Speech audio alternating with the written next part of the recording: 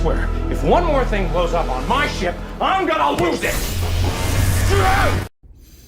So I had a theory about a certain someone. Yes, the world-famous theorizer himself, MatPat.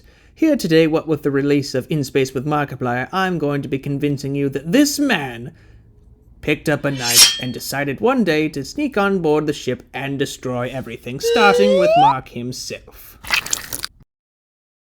Okay, so perhaps it didn't happen exactly like that, but I do have reason to believe that MatPat was the saboteur. Now, we all know MatPat's history with FNAF. In leading up to In Space With Markiplier, he created 5 FNAF revisited videos, to which 4 of them were immediately deleted after In Space with Markiplier aired, leaving just FNAF 2. But why FNAF 2? Why this one? Well, perhaps it could have to do with the Invincible 2?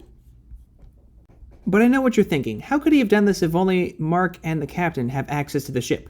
Well, my theory is he would wear a disguise that we would later see in the video, tamper with the warp core, and, everything go kaboom. He would have done this after everyone was already put away in cryo. That way no one, not even the crew or the captain, would be awake to see him tamper with the ship, giving him plenty of time to correct everything to his needs. Unfortunately, it also opened up a giant wormhole, possibly connecting us to the multiverse and killing the universe itself, which could explain why there was a version of MatPat found on a deserted island. Perhaps he crashed there on the Invincible until he met up with 2 burglars, to which they would eat the Invincible's food until... Oh, right, and the universe exploded. For further evidence, let's head over to MatPat's other channel, GT Live.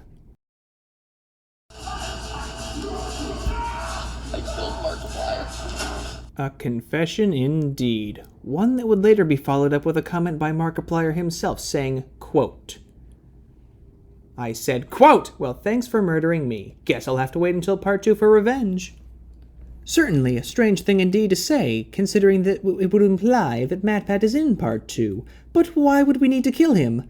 Why would Markiplier need to exact revenge on this specific person? Unless, of course, it's just a subtle nod to the fact that perhaps MatPat will be significant in part 2, perhaps because he's a certain someone who sabotaged the ship. I can only pray for him.